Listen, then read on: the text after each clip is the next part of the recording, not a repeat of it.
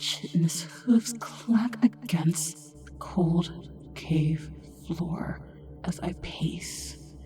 Thorax, that traitor, scum, filth. The air in here is so stifling. My face scrunches and unscrunches and I sniff, trying to get a good breath. It's so still and unsatisfying, and if I can't get a good one soon, I feel like I'll lose my mind. I sniff harder, which only serves to force more of the unpleasant air into my lungs. I go outside. I make the mistake of looking at the large pile of boulders nearby. Was that one always there? Was it 28 or 29? I stare at them, count them. 28. Was it 27 before? I blink away the sight, but it doesn't go away even when I turn my head. Trees above sway gently, a mockingly comforting sound. Maybe I should just go back inside. My breath is raspy. Why is the air so damn stifling? Should I add a third ventilation shaft? It was never this bad, even in the deepest hive tunnels. Ugh! Thorax! And his cursed pony friends. Clack, clack, clack. Pace, pace, pace. Maybe I should dig a second exit just in case. Can't let them trap me in here. Can't let them beat me. I blast a large hole through the ceiling in the back, just wide enough to fit through, then cover the outside of it with brush. Yes, safe now, and better ventilation. I add more mucus to my lair. Another layer in the lair. I laugh out loud, and it goes on for too long, making me cough. The new lair is good. The new lair's air is not. The bare lair air there. Ugh, I hate puns and cute rhyming trash. That's for ponies. Ponies are food. I am above them. Why did I laugh then? It wasn't clever. I'm better than that. I force a scowl. Much better. Speaking of lairs, I've made a new one for each week for 3 years now. Have to keep moving after all. Can't let them find me. Can't let them win. They won't. Not while I still draw breath. Thick and stagnant breath, like breathing ash. Ugh, it's too warm in here. Colder than the hive was. But I just feel too warm. The oppressing warmth isn't even in the cave. It's everywhere. Like it's stuck under my chin. I lick my lips, very aware of the subconscious act. What am I even doing? I'm staring at a hive-damned wall. I growl and kick it, cracking the hardened mucus layer covering the rock. I try to calm down with a sigh, only far too conscious of how thick and disgusting the air tastes. I spit it out like vicious saliva, getting low on love, and I need more. I leave and make a conscious effort to not look at the pile again. The damn thing sneaks into my peripheral vision. Was it 27? I infiltrate Huffington again for love. I wasn't caught. I did everything right. The stallion at the market who stared just 1 second too long knew nothing. Probably just checking out my ass or something. No, he didn't know. I did everything right. He didn't know. I'm feeling strong again. Strong enough to set up wards and magic alarms that only ponies or former changelings will trip. Ha! Just let them try and get me now. I dare them. I counted the pile when I was coming back in. 28. Was it 29 before? I placed extra wards on it just to be safe. I'm onto their tricks. On second thought, I hope he did know. A stallion in the market, that is.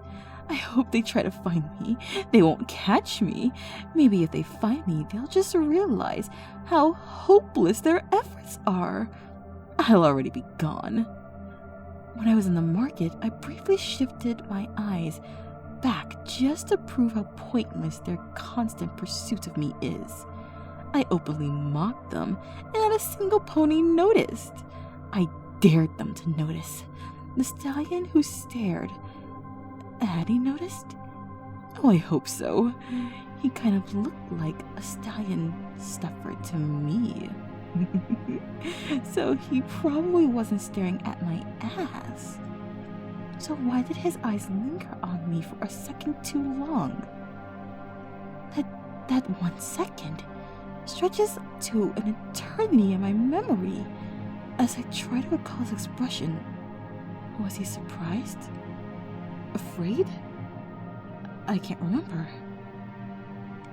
I'm panting in anticipation as if any second now, a horde of ponies and what used to be changelings will burst through the entrance and overwhelm me. I remain expectant for several minutes, even though the alarm would trigger the moment a pony was anywhere near this part of the forest. Regardless, my heart is still racing. They might have counter wards. Any second now. Staring at the light spilling in, every move outside sets me on edge, my nerves on a hair trigger. I'm a coiled spring ready to pounce, ready to fight, to blast them with raw energy, then flee deeper into the forest where they can't follow my trail. There! No, just a branch swaying into view.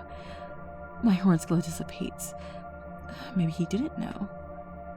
I did have a nice ass for a pony. I ate an apple I stole from a stupid mare who wasn't watching her bags. The taste was disgustingly pleasant. I missed the fungus of the old cave. Tasteless nourishment. None of this pointless flavor. Ugh. It tastes like sweet, empty promises of happy times ahead. The shiny red skin taunts me. Friendship, happiness, bright and cheerful days. Come on, Chrissy. We can all get along and live in peace. No, you are food. I take another vicious bite of the apple and swallow without chewing it enough, large chunks sliding down my throat uncomfortably. Just food. With my gnawing hunger reduced to a growl, I can focus on other things like clearing the air. With a simple spell, I create a strong enough draft through the cave, and then wait outside. Outside with the pile. It mocks me, but I show it who's boss by turning on it with a grim smirk. I count the boulders. It's not going to win. I commit all of them to memory, each protruding shape and color and position of every single one. I stare until I can count them from memory. 28. Every time is 28. But when was it 29? With my wind spell finished, I go back inside the cave. Fresh air at last. I breathe it in deeply over and over, hyperventilating until my head swims, and I feel like giggling madly over my glorious victory. A wicked, toothy smile splits my face. Not today, cave. It's still too warm, though. I sigh, and as I breathe in, the air is just as putrid and thick as it was this morning. I retch and vomit a small splash of dark green bile, flecked with little bits of cheerful red apple skin. I'm glad I managed to keep most of the food down, and I can't afford to be careless with it. I retch again and run outside before I lose more calories. I manage to ignore the pile and, wings spread, take flight. My flight path is directionless and wandering. I know I'm exposing myself by flying during the day, but my fear of being found is outweighed by my need to distance myself from my lair. I find a tall tree and land among the upper branches, gulping lungfuls of sweet, not lair air. I gasp out an unexpected heavy sob, then let rage overwhelm me to stop myself from showing weakness. Showing to who? Doesn't matter. Anyone! Myself can't be weak. I growl and grind my teeth until the deep sadness dies, but only after struggling like a bleeding animal. Then a brief explosion of loud metal image. Then a bright explosion of loud mental images floods my mind. Nonsensical, colorful shapes, simply meant to get my attention. The alarm! I leap out of the tree and pour all of my energy into making my wings buzz faster. Have to get back. Can't let them find my lair.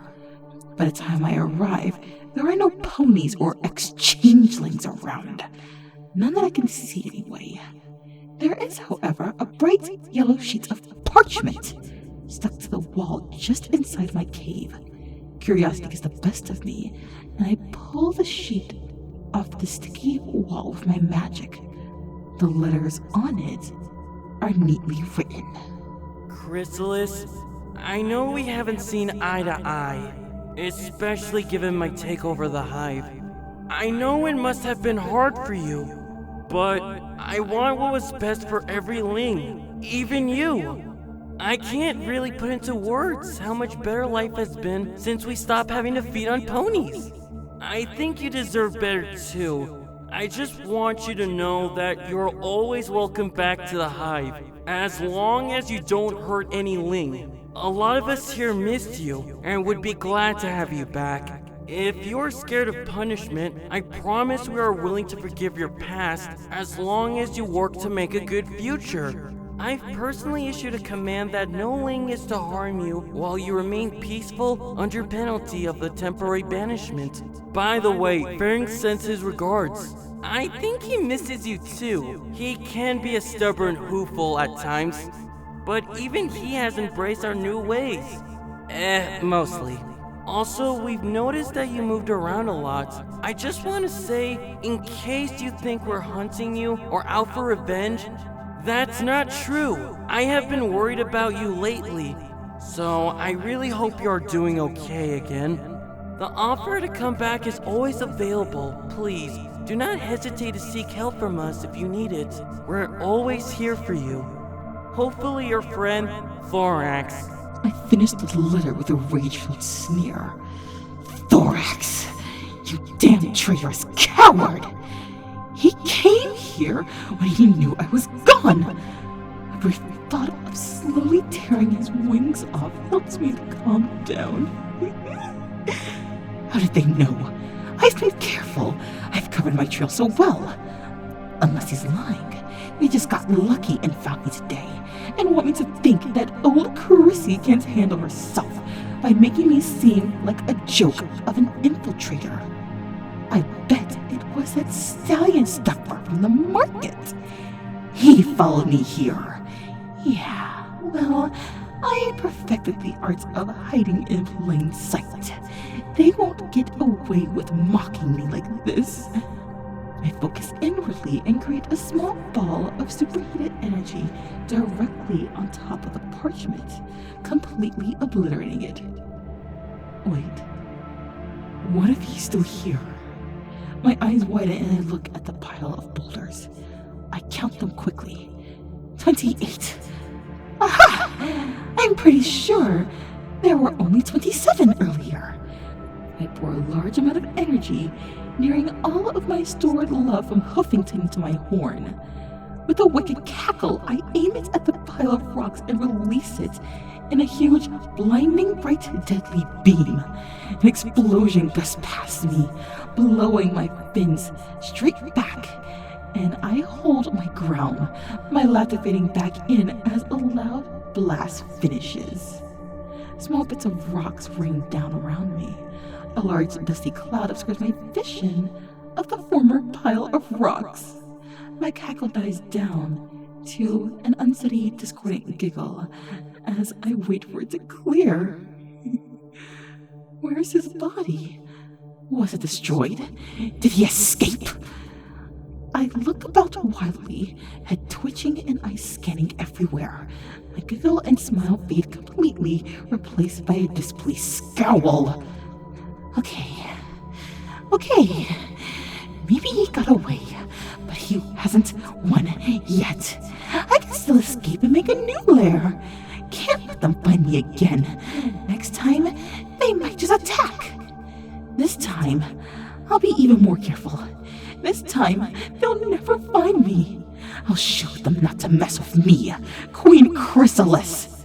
I run headlong into the trees. It's time to find a new cave. Support me on Patreon and Ko-fi. Links in the description. Thanks for listening, and be sure to subscribe. Good night, every pony.